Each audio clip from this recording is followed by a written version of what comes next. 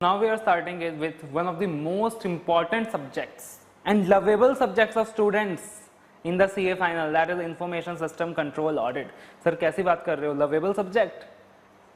Sir इस subject का तो फोबिया है हमें. This is what the normally student से कि सर इस सब्जेक्ट का तो फोबिया है हमें. सर 40 दिलवा दो, right? So again let us deal with this subject and let me clarify you कि 40 नंबर लाना कुछ बड़ी बात नहीं है. What we are going to do is we are going to prepare for exemption marks. Every one of us must be prepared for exemption, right? तो 40 number लाना तो एक बहुत छोटी सी मेंटलिटी है. एंड जो भी फोबिया है इसका को लेकर उसे हटा दो. I can assure you कि after this classes that phobia will be over. So right now we are starting with Information System Control Audit.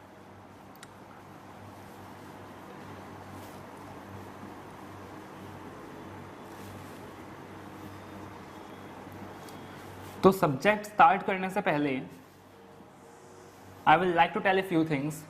First of all कि बॉस ये सब्जेक्ट भी 100 नंबर का है, सो इसको भी आप उतना ही इज्जत दो, उतना ही टाइम दो, एटलीस्ट टू एक्सटेंड उतना ही टाइम दो जितना आप बाकी सब्जेक्ट को देते हो, right? So the first thing is learn to give time to this subject. And the second thing I would like to request you is that कि प्लीज वो मेंटलिटी हटा दो कि सर इसका के अंदर 40 नंबर आ जाए. Believe me, this is one of the most important and most scoring chapters, scoring subjects of CA final. And यहाँ पे 40 नंबर तो बहुत कम है सर. 60 मार्क्स तो हमारा मिनिमम टारगेट होना चाहिए. That should be our minimum margin. कितना तो अपने को लेके ही आना है. And I prove you this is the most simplest subject. अब आप सोच के देखो, when you talk about dynamic subject like direct taxation, like indirect taxation, like financial reporting, like costing, तब सोच के देखो वहां पे कि आपको कितना कुछ करना होता है. And even after doing so much, practising so much sums, exam में कुछ भी आ सकता है, कहीं से भी आ सकता है. लेकिन इसका के अंदर you know your syllabus is pre defined. Syllabus is pre defined and it contains only 8 chapters. सिर्फ और सिर्फ 8 चैप्टर है हमारे. कि आप मेरे को कोई भी सीए फाइनल का सब्जेक्ट बता सकते हो जिसमें सिर्फ और सिर्फ 8 चैप्टर हो? तो it contains only and only 8 chapters.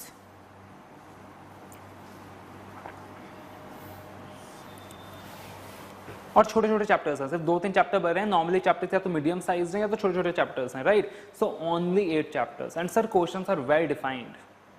हमें पता है कि अगर पेपर आएगा तो पूरा का पूरा 100 नंबर का पेपर इन्हीं 8 चैप्टर में से आएगा.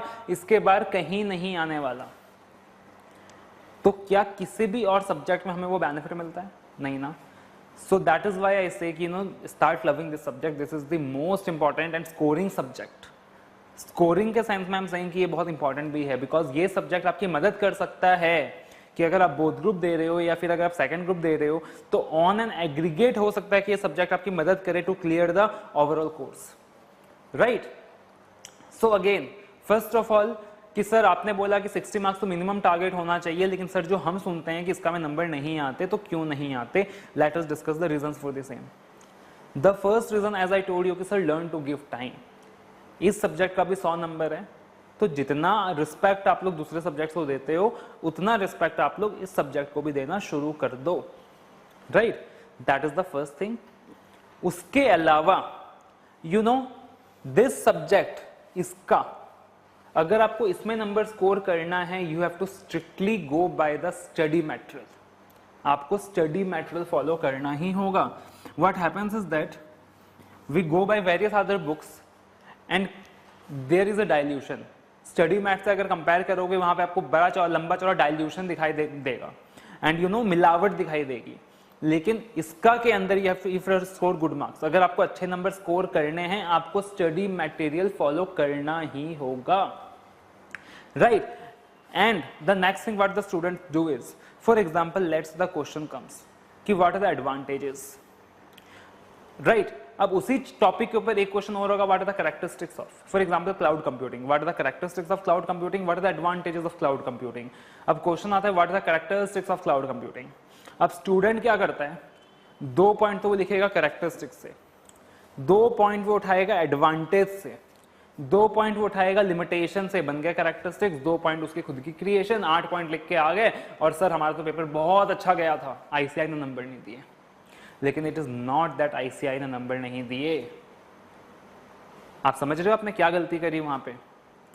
You have to rewrite the exactly the 8 characteristics that has been given in your study material, right? So उसके लिए नंबर ऑफ रिवीजन्स बहुत ज़्यादा चाहिए, और दूसरे हमें स्पेशल तरीके डेवलप करने होंगे, हमें स्पेशल टेक्निक्स डेवलप करने होंगे ताकि आप इन चीज़ों को याद रख सकें।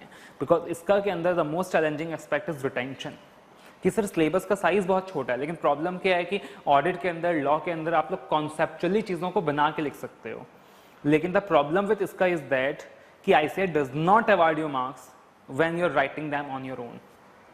The marks are awarded to you only and only when you write as per the study material of the ICAI. तो first of all learn to study from the study material. That is why classes के अंदर भी मैं आपको कोई material provide नहीं करने वाला. जो समरी तैयार करेंगे क्लास में करेंगे, and we will do the topic directly from the study material, right? तो इससे दो एडवांटेजेस मिलेंगे हमें, कि एक तो we are making it sure there is no dilution, and the second thing is that कि आपको भी समझ आ जाएगा कि स्टडी मैट पढ़ना कैसे है. And again one advantage is that कि आप जो लिख के आओगे आपको पूरे नंबर मिलने वाले हैं. एंड द सेकेंड थिंग, और सर चैलेंजिंग क्या, नंबर क्यों नहीं आते? बिकॉज सर मैं याद नहीं रहता. So we are going to frame some special techniques, we are going to frame some special ways how to learn the things, एंड हमारी कोशिश होगी कि सारा कुछ हम यहाँ पे याद करके चलें. बस आपकी तरफ से मेरे को इतना एफर्ट चाहिए कि टॉपिक्स अपन सारा कवर करेंगे, and I will be guiding you on each and everything कि how to remember it. But थोड़ा सा एफर्ट बीच में आपको छोटे छोटे मैं होमवर्क दूंगा, ज्यादा टाइम का नहीं, हाफ आवर का, 1 आवर का, सिर्फ उतना टाइम लगा के आपको वो होमवर्क पूरे करते जाने साथ में, right? That is the cooperation I will need. And the third thing, we'll be working on presentation as well. Apart from the content, apart from the learning part, we'll be working on presentation, because किसी भी exam में number score करने के लिए हमें दो चीज़ें चाहिए होती हैं. एक चाहिए होता है स्ट्रॉन्ग कंटेंट, और दूसरा चाहिए होता है strong presentation. So focusing on this two things will be the key criteria in the class. So for now we are starting with 8 chapters. कौन से हैं अभी मैं आपको इसके बारे में नहीं बताने वाला. एक बार हम सिलेबस को स्टार्ट कर दें, देन एक फ्लो में चलेंगे, then will come to know कि what we are going to study. अभी के लिए मैं आपको ज्यादा कुछ नहीं बताने वाला, सिर्फ इतना याद रखोगे कि there are 8 chapters, right? And we are going to start with chapter number 8 of your study material. आप जब चैप्टर 8 देखोगे अपने स्टडी मटेरियल का, तो आपको नाम दिखाई देगा emerging technologies.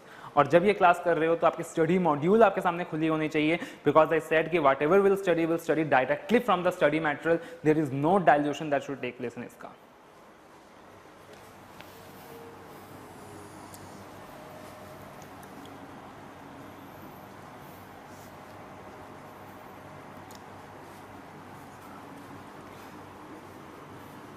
Chapter number 8, Emerging Technologies.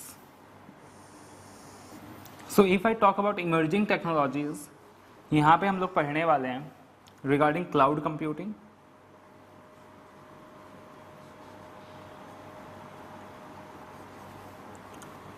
mobile computing,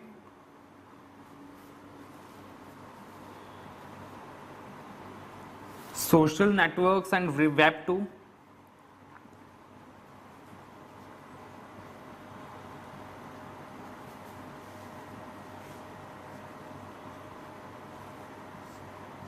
and then we have green IT. इसमें भी अपना जो मेजर पॉइंट ऑफ डिस्कशन रहेगा that will B cloud computing, right? तो ये सारी चीजें हमें समझनी है. छोटा सा चैप्टर है एंड एक स्कोरिंग चैप्टर है which will fetch you 8 to 10 marks.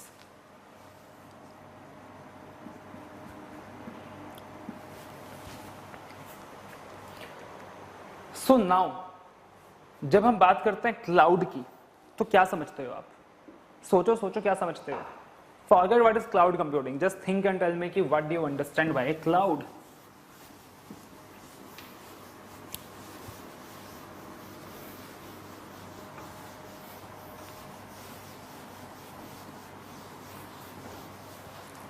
जब अपन बात करते हैं क्लाउड की, तो मेरे मन में कुछ ऐसा आता है. सर मेरे मन में तो ये आता है, आपके मन में क्या आता है बताना मेरे को.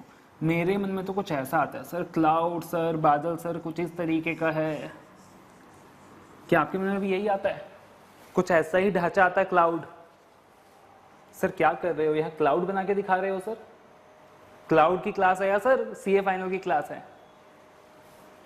तो लेट मी टेल यू, जो अपन ये ढांचा बनाते हैं ना क्लाउड का, मैंने तो एक रफ स्केच तैयार किया, आप इसको और सुंदर से बना सकते हो।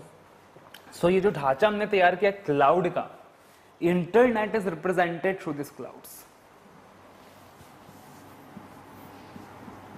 The network is represented through this clouds. और ये डायग्राम आपको एग्जाम में बना के आना है। Any question comes on cloud computing, you will make this diagram and represent that internet is represented in the form of this clouds. याद रखना, मेरे क्लासेस के अंदर एक डिस्क्लेमर है इसका में। डिस्क्लेमर ये है कि आपको इन क्लासेस में बच्चा बनना होगा, will be behaving like children so many times. And आपको लगेगा सर क्या बचकानी हरकतें कर रहे हैं, लेकिन वो बचकानी हरकतें कर करके ही हम इसका को याद करेंगे, बिकॉज यहाँ पे we need to make sure कि we remember each and every point. तो जैसे छोटे बच्चे में जब थे हम, you know when we were children, तो जिस तरीके से हम चीजों को याद करते थे, उसी तरीके से बच्चे बनकर हम चीजों को याद करेंगे, बट एडिशन होगा कि कॉन्सेप्ट बिल्डिंग भी होगी यहाँ पे साथ साथ, राइट। तो मेरे क्लास में यू मस्ट बी रेडी कि बच्चे बन के काम करने वाले हो आप। सो एग्जाम में एक मस्त वाला एकदम बादल बना के आने का, that is cloud, internet is represented in the form of A cloud, right. Now sir what is this cloud computing? ये क्लाउड कंप्यूटिंग होता क्या है? तो सर क्लाउड कंप्यूटिंग मैं कह सकता हूं कि आज के टाइम पे, आज के सिनेरियो पे, you know it is a blessing for the human beings. अगर मैं बात करता हूं क्लाउड कंप्यूटिंग सर, तो आप कभी गूगल एप्स आपने यूज किए? हर किसने गूगल एप्स यूज किया होगा। Plus you know there are various applications जहां आप जाते हो, आप डाटा स्टोर करते हो, या आप कोई एप्लीकेशन डाउनलोड करते हो, उसे एडिट करते हो, फोटोशॉप यूज करते होगे आप, राइट। प्लस यू नो आप क्या कर सकते हो, अपने फोन के अंदर भी आजकल ये फीचर्स होते हैं कि लेट से आपके फोन के अंदर सिर्फ 32 GB स्टोरेज कैपेसिटी है, लेकिन still there is a cloud जहां पे ऑल्दो आपके फोन में सिर्फ 32 GB स्टोरेज है, बट स्टिल आप क्या कर सकते हो, गूगल आपको फैसिलिटी प्रोवाइड करता है कि आप वहां पे जाके एडिशनल स्टोरेज भी कर सकते हो, right.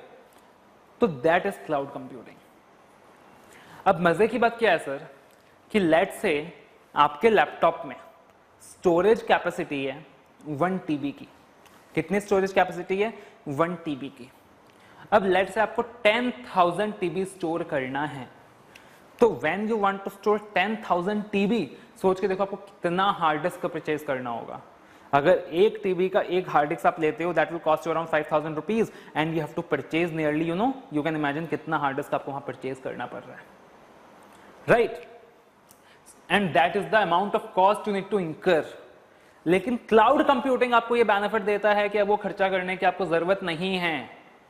You can raise that capacity, you can you know have a massive storage capacity without having the need to incur that heavy cost.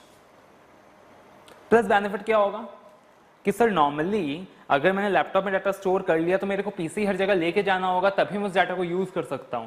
लेकिन क्लाउड कंप्यूटिंग के साथ क्या होगा कि आपने अपने डाटा को क्लाउड में स्टोर कर लिया, देन एनीवेयर एनी टाइम कहीं भी चले जाते हो आप, यूएसए भी चले जाते हो, वहां भी आपको क्या चाहिए? सिर्फ एक वेब ब्राउजर चाहिए, Google Chrome, Mozilla, anything, and एक नेट कनेक्शन चाहिए।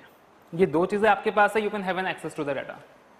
एंड आपको फिजिकली अपने डिवाइसेस को कैरी करने की भी जरूरत नहीं है।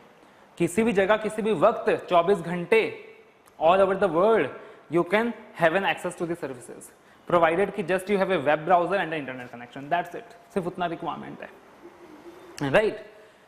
तो एंड दूसरी मजे की फीचर क्या है, लेट से आज आपका रिक्वायरमेंट है कि सर मेरे को 1 TB डाटा स्टोर करना है, तो आपने क्लाउड में क्या किया? 1 TB डाटा स्टोर कर लिया। देयर आर सर्विस प्रोवाइडर्स के थ्रू आप इस क्लाउड के फैसिलिटी को अवेल कर सकते हो। अब सडनली आपकी रिक्वायरमेंट इंक्रीज हो जाती है और 1 TB से रिक्वायरमेंट इंक्रीज होकर बन जाती है लेट्स से 10,000 TB। इतना ज्यादा, कहां 1 TB, कहां 10,000 TB, इतना ज्यादा रिक्वायरमेंट इंक्रीज हो गया आपका, राइट। उस सिचुएशन पे you know what the cloud will do? With in a fraction of seconds, बहुत ही कम टाइम के अंदर आपको पता भी नहीं चलेगा कि आपकी रिक्वायरमेंट इंक्रीज हुई और उसने आपका 10,000 GB स्टोर कर दिया। तो sir such A magical thing cloud is. Sir ये कैसे होगा sir? How does this happen? कि सर आप कह रहे हो आपका 1 GB डाटा स्टोर था एंड सडनली आपको 10,000 GB स्टोर करना, आप 10,000 GB यूज कर सकते हो। How does this happens, how does this works? तो कॉन्सेप्ट कुछ इस तरीके से चलता है, यू नो, कि एक बहुत बड़ा क्लाउड, एक बहुत बड़ा इंटरनेट सर्विस जो हमारा सर्विस प्रोवाइडर है वो खरीद के रख लेता है, एंड वो काफी सारे यूजर्स को सर्विस ब्रेक कर करके देता है, शेयर करता है। तब सर अगर लेट से कि उसकी वहां पे जो उसका जो स्टोरेज वो खत्म हो गया, तब क्या करेंगे? मेरे को 10,000 TB कैसे मिलेगा सर 1 TB से 10,000? Then also you know cloud computing is such a dynamic thing कि let say for example your service provider was there in Japan और वो आपको 1 TB का स्टोरेज दे रहा था। सडनली आपकी रिक्वायरमेंट इंक्रीज हो गई और वो बन गया 10,000 TB, and that service provider in Japan can not provide you that extra storage. वो क्या करेगा पता है आपको? आपको पता भी नहीं चलेगा, and the service will migrate let's say to China, और चाइना के थ्रू, चाइना के सर्विस प्रोवाइडर के थ्रू आपको वो एक्स्ट्रा जो स्टोरेज चाहिए ना वो वहां से मिल जाएगा। तो you will not even know and how quickly it will migrate, और वहां से आपको एडिशनल सर्विस मिल जाएगी। एंड कॉन्सेप्ट क्या है कि आपको वो जो मैसिव इन्वेस्टमेंट है वो नहीं करना पड़ेगा, जिस हिसाब से आप यूज करते हो accordingly there will be an agreement between the service provider and you. एक रेट्स फिक्स हो जाएंगी और पे पर यूज के हिसाब से क्या कर सकते हो, पेमेंट कर सकते हो। तो such a amazing and wonderful thing the cloud computing is. तो कॉन्सेप्ट क्लियर हो आपको कि what is cloud computing? So now come at the definition. Cloud computing simply means the use of computing resources as a cloud, as a service through the networks, typically the internet. Internet is commonly visualized as clouds. ये क्या है? ये internet है।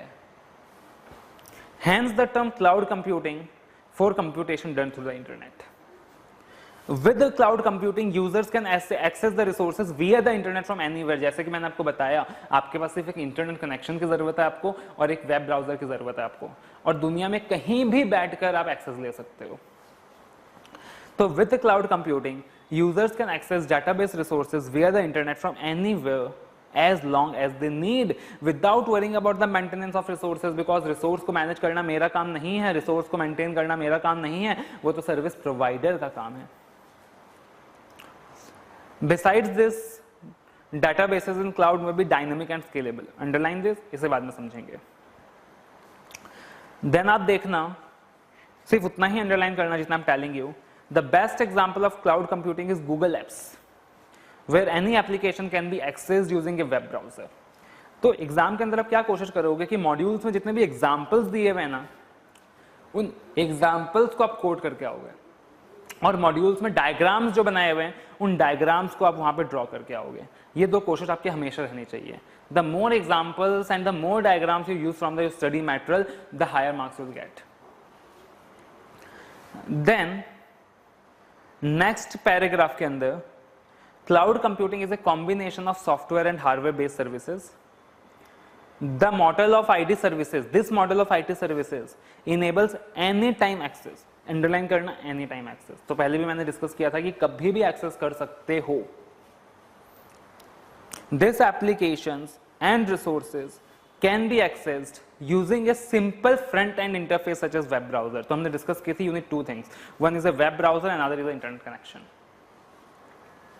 And then enabling users to access the resources from any device, from notebooks, desktop, mobile. आजकल Android phone के अंदर facilities है, Android phone से आप क्लाउड कंप्यूटिंग की बेनिफिट्स को अवेल कर सकते हो, अपने डेस्कटॉप से आप क्लाउड कंप्यूटिंग के बेनिफिट्स को अवेल कर सकते हो। Then you see, you come to third paragraph, छोड़ो आप एक बार, या थर्ड पैराग्राफ के अंदर you come to the third line. The location of physical resources and devices being accessed are not known. अब मेरे को पता ही नहीं कि मेरा सर्विस प्रोवाइडर कौन है। मेरा सर्विस प्रोवाइडर अब तक जापान में बैठा था, वो सडनली माइग्रेट हो गया चाइना में। I don't know. I'm just getting the services, but I don't know where my service provider is. And then again, with the cloud computing, companies can scale up to massive capacities in an instant without having to invest in new infrastructure. तो again जैसे हमने example लिया था वहां पे, यहाँ पे लिख लेना साइड में एग्जांपल ऑफ हार्ड डिस्क, कि जैसे हमने एग्जांपल लिया था कि जैसे ही हमने स्टोरेज कैपेसिटी इंक्रीज की थी 1 TB टू 10,000 TB, तो instead of purchasing so many hard disk out there, what we can just do is we can use the feature of cloud computing, and it will save a massive cost. We don't have to invest in the new infrastructure, train new personnel or license new software. Cloud computing is particular benefit to small and medium sized enterprises. अब आप सोच के देखो कि जो छोटे enterprises हैं, जो मीडियम एंटरप्राइजेस हैं, जिनके पास इतना इन्वेस्टमेंट कैपेसिटी नहीं है कि वो अपना खुद का स्टोरेज मैकेनिज्म क्रिएट करें, उनके लिए ये जो क्लाउड कंप्यूटिंग है वो कितना ज़्यादा बेनिफिशियल है. And finally the last sentence you underline, in both the instances service consumers use what they need on the internet. सिर्फ वो उतना ही यूज करते हैं जिनका उनको चाहिए, और पे भी उतना ही करते हैं जितना उन्होंने यूज किया. तो in both the instances service consumers use what they need on the internet and पे फॉर व्हाट दे यूज. तो मजे की चीज है ना क्लाउड कंप्यूटिंग, कि बॉस मेरे को हैवी इन्वेस्टमेंट करने की जरूरत नहीं है, एडिशनल स्टोरेज कैपेसिटी चाहिए, क्लाउड कंप्यूटिंग को यूज कर रहा हूं, कहीं भी बैठे बैठे एक्सेस कर रहा हूं, मेरे को दो चीजें चाहिए, एक चाहिए इंटरनेट कनेक्शन, दूसरा चाहिए web browser. I don't have to train the new personal out there, right. So amazing thing is this cloud computing. Plus नीचे आप देखो तो आपको एक डायग्राम दिया गया है. A diagram has been given. Diagram कुछ किस तरीके से है, diagram is like tablet, smartphone, notebook, desktop, चारों चीजों को दिया गया एंड देन मिडल में क्लाउड बना के दिखाया गया. सो कुछ इस तरीके का डायग्राम है कि here you have your notebook, your laptop, here you have your desktop,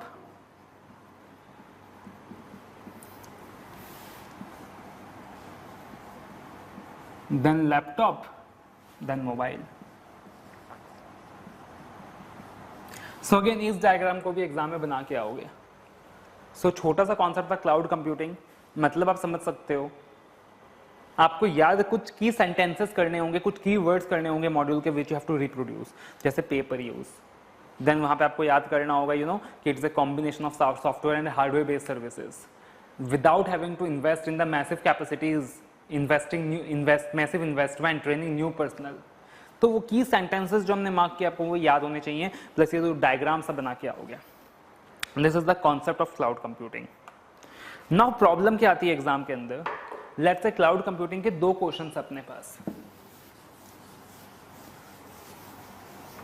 We have two questions.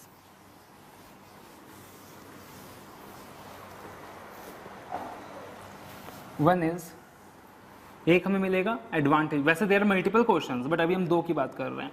एक हमें मिलेगा एडवांटेज, एक हमें मिलेगा कैरेक्टरिस्टिक.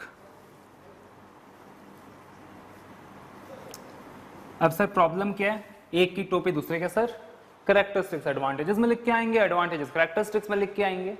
और सर हमें सारे पॉइंट्स याद नहीं होंगे, 8 पॉइंट में हमें तो सिर्फ 3 ही पॉइंट याद होंगे. तो आपको जब कम याद है, आपने जब कम लिखा, एग्जाम में भी आपको कम नंबर देगा वहां पे. तो हाउ टू रिमेंबर इट.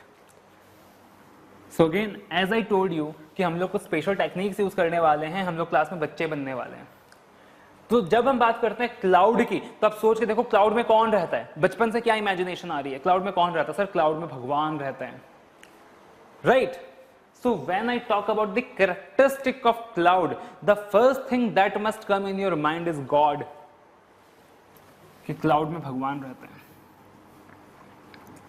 अब जब मैं भगवान की बात करूं तो कैन आई से कि जो भगवान है वो लार्ज नंबर ऑफ यूजर्स की रिक्वायरमेंट एक साथ पूरी करने के सक्षम है.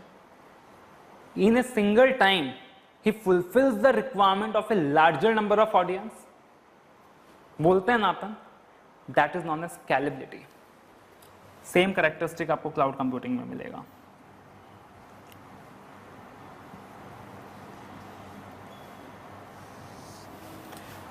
और जब आप अंदर का एक्सप्लेनेशन रीड करोगे ना, पेज नंबर 8.10 में मिलेगा आपके स्टडी मॉड्यूल में.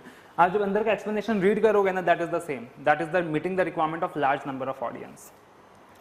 उसके अलावा हम क्या बोलते हैं, जब मैं बोलता हूं कि meeting the requirement of large number of audience, तो can I also say that God is doing multitasking. एक के साथ वो कितना कुछ करते हैं एंड मल्टी यूजर्स के काम को पूरा करते हैं, मल्टीपल यूजर्स का ध्यान रखते हैं.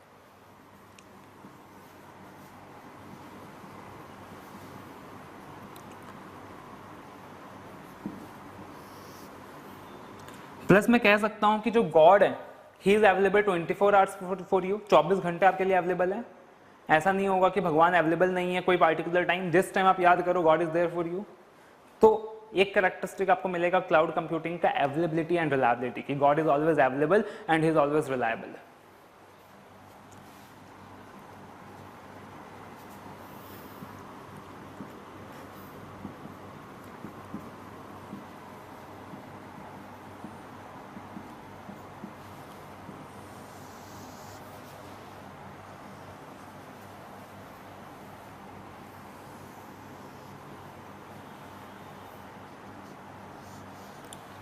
उसके बाद कैन आई से कि suppose for example you know मैंने बोला कि मेरे को भगवान की जरूरत है, इस वक्त मैं इंडिया में बैठा हूं और गॉड मेरी हेल्प करने के लिए आए।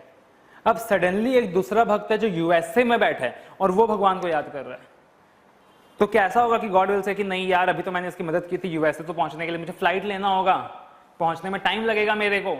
या God will suddenly migrate from India to USA, he will suddenly migrate to India to from India to USA। तो आपको मिलेगा concept of virtualization. Cloud computing एक कैरेक्टरिस्टिक है वर्चुअलाइजेशन। और वर्चुअलाइजेशन का जब आप मतलब रीड करोगे ना तो आपको वहां पे दिखाई देगा easy migration from one server to another server. तो उसके कैरेक्टरिस्टिक में भी आपको ये दिखाई देगा कि easy migration from one server to other server. और क्या कैरेक्टरिस्टिक्स होंगे? अगेन आप कह सकते हो यू नो कि जो गॉड है उनकी परफॉर्मेंस बहुत अच्छी है,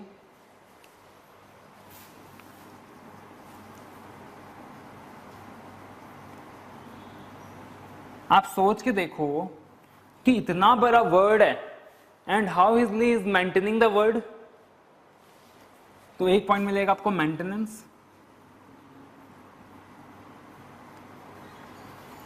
and how responsive he is, how responsive he is towards the needs of the society, right?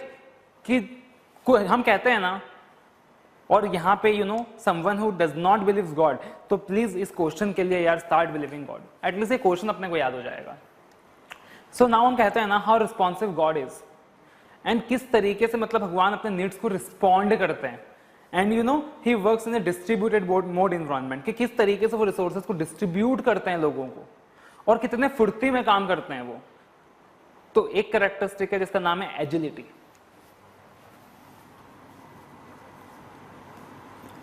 जिसके अंदर आपको दो कीवर्ड्स मिलेंगे जो आप अंडरलाइन करोगे। एक आपको मिलेगा distributed mode environment,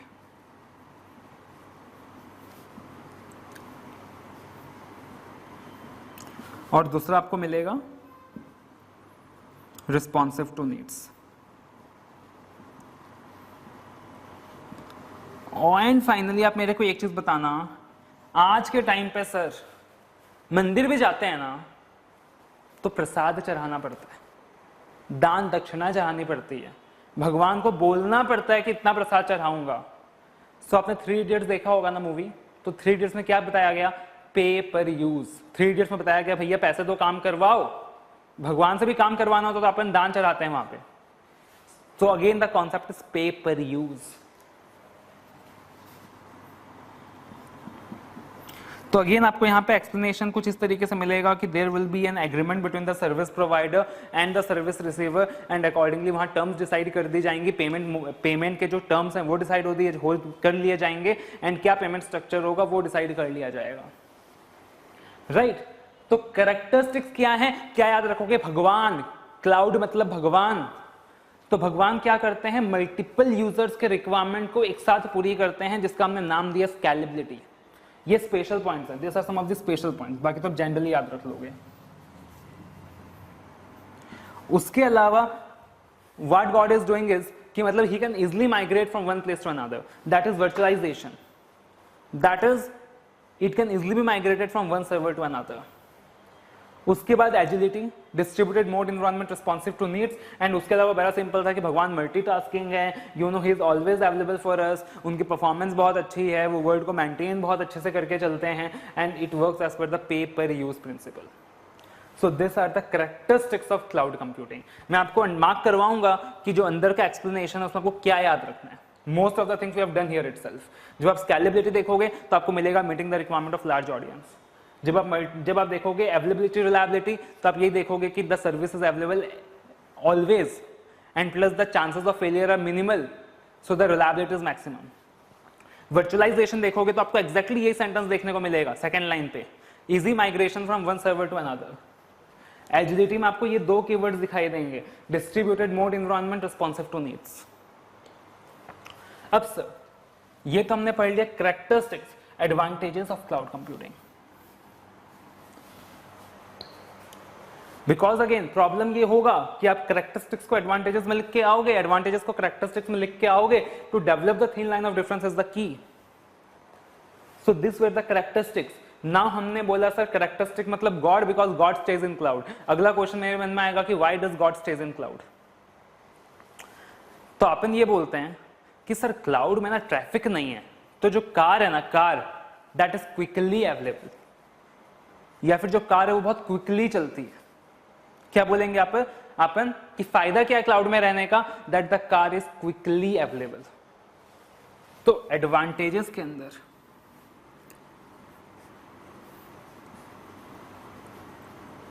quick deployment.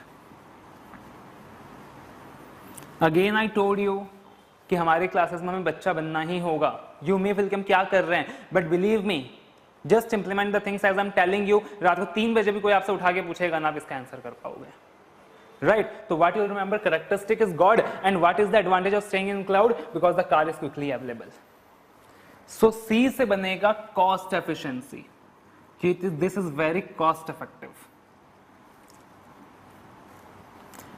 And यहां पे आप वो सेंटेंस लिख के आ सकते हो जो हमने पढ़ा था ना डेफिनेशन पढ़ते वक्त, without need to invest in massive capacity, training new personnel, incurring the licence cost.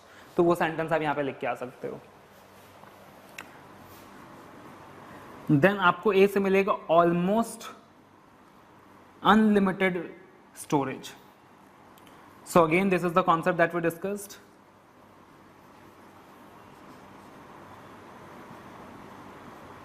फिर आपको ए सी देखने को मिलेगा एक्सेस एनीवेयर एनी टाइम। तो अगेन ये कॉन्सेप्ट भी हमने डिस्कस किया था कि कभी भी कहीं भी एक्सेस कर सकते हो, किसी भी वक्त एक्सेस कर सकते हो। आपको ए से मिलेगा ऑटोमेटिक सॉफ्टवेयर इंटीग्रेशन। हमें अलग अलग डिवाइसेस यूज करने हैं एंड यू नो हमारे पीसी को उस सॉफ्टवेयर के साथ इंटीग्रेट करना है जो सर्विस प्रोवाइडर का हो। तो सर इसके लिए क्या हमें कोई एक्स्ट्रा एफर्ट्स डालने होंगे? तो आपको मिलेगा इसके अंदर, जब एक्सप्लेनेशन आप रीड करोगे आपको मिलेगा no additional efforts are required for integration, everything is automatic. So automatic integration. So A से ये 3 पॉइंट्स हो गए। देन आर से रिकवरी एंड बैकअप। तो रिकवरी एंड बैकअप के अंदर आपको एक्सप्लेनेशन मिलेगा that this is very very easy in cloud computing and again this is the headache of the service provider. यहाँ पे जो recovery process that is very easy and most of the service providers are competent to handle the recovery process. So ये 2 sentences आपको लिख के आने हैं, आपको मॉड्यूल में मिलेगा, आप अंडरलाइन कर लेना, राइट? कि the recovery and backup process is easier in cloud computing environment and most of the service providers are competent enough to handle this recovery. And finally you will get quick deployment.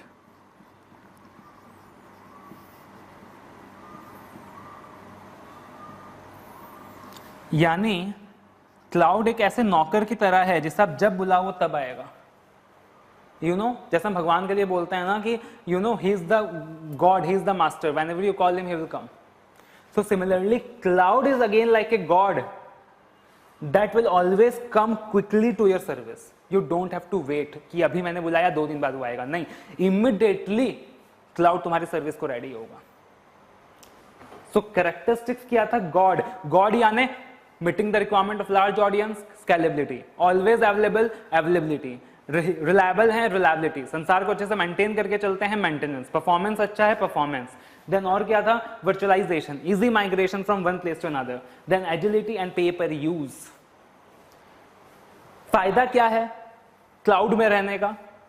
Car का quick deployment. तो C for cost efficiency, A for almost unlimited storage, A for access anywhere anytime, A for automatic software integration, R for recovery and data, then quick deployment। and इस चीज को कम से कम आप 5-6 बार repeat करोगे and then अगर exam में question आएगा you can easily write on all the points। Further, let's say the question comes on characteristics of cloud computing. What most of the students do is, the characteristics of cloud computing are, and they start writing the points. उसमें correct 3-4 होते हैं तो number मिलता है 1, लेकिन आपको किस तरीके से लिखना है? अगर आप मेरे स्टूडेंट हो, how you have to write? Question आएगा what are the characteristics of cloud computing, सबसे पहले आप 4 लाइन में मतलब एक्सप्लेन करोगे, उसके बाद कैरेक्टरिस्टिक्स लिखोगे. Now you remember this God formula, तो 8 में से 7 पॉइंट तो याद रह ही जाएगा. अभी भी आपका काम खत्म नहीं हो रहा. Again what you have to do is एक छोटा सा डायग्राम बना देने का. पेंसिल रबर स्केल यूज करके नहीं, नॉर्मल पेन से 1 मिनट में डायग्राम बन जाएगा. एक छोटा सा डायग्राम बना देने का. I am showing you in which way, अलग अलग तरीके से बना सकते हो. I am just showing you one of the ways here.